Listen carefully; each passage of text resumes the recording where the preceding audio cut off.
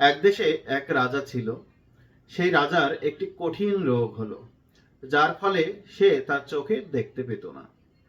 সে তার চোখে না দেখতে পাওয়ার কারণে খুবই কষ্টে ছিল। সুতরাং রাজা তার রাজ্যে ঘোষণা করল, তার যে রোগ, এটা যদি কেউ ঠিক করতে পারে, সে তাকে তার অর্ধেক ধন সম্পত্তি দিয়ে দেবে। এমন লোক খুঁজতে খুঁজতে রাজা একজন মনীষীর দরবারে পৌঁছালো।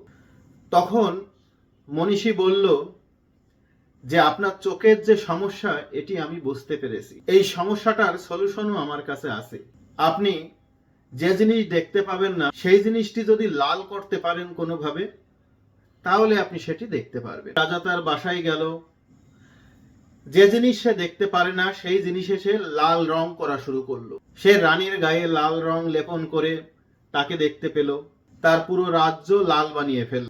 এরপরে হলো কি, সে পুরো রাজ্যের জিনিস তখন দেখতে পাচ্ছে। তখন ভাবলো যে না, আমার জীবনে এত বড় যে উপকার করেছে সেই মনীষীকে আমার রাজ্যে নিয়ে আসা লাগবে। মনীষীর কাছে গিয়ে পেয়াদা তাকে ধরে নিয়ে আসলো।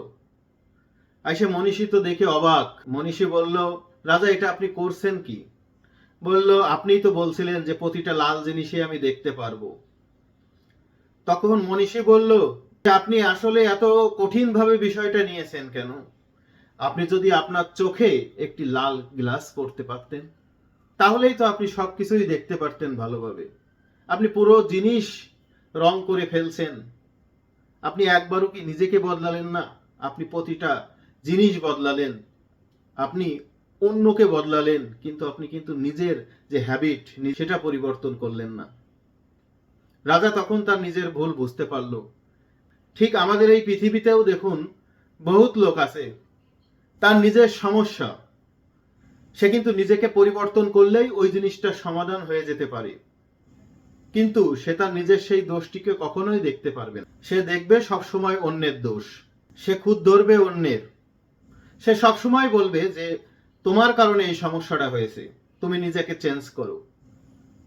কিন্তু ওই যে রাজার মতন, রাজা যদি একটি লাল সানগ্লাস ব্যবহার করত, তাহলে এই যে পুরো রাজ্যের যে লাল কালার, তাহলে কিন্তু করা লাগতো না। সুতরাং এই থেকে আমরা শিক্ষা পেলাম যে প্রতিটা মানুষের আগে নিজের দিকে আঙুল তুলতে হবে, আগে নিজের দোষটি ধরতে হবে। আত্মশুদ্ধি কিন্তু সব থেকে বড় শুদ্ধি, এটা মনে রাখতে হবে। ধন্যবাদ সবাইকে।